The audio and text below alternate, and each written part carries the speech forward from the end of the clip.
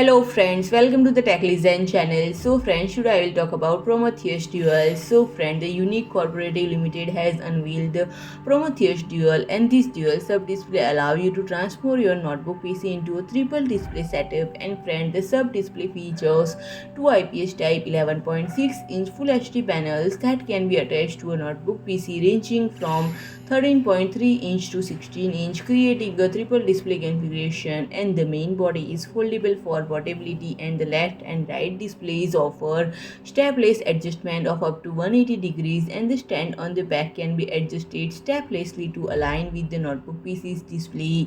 And the liquid crystal specification include a brightness range of 200 to 220 cadmium per meter square, contrast ratio of 1000 Gem 1, 16.7 million display color, 60 Hz refresh rate, and a color gamut of NTSC 72%. And the interface include 4 USB Type-C ports, one PD interface, expansion interface into 2, and friend.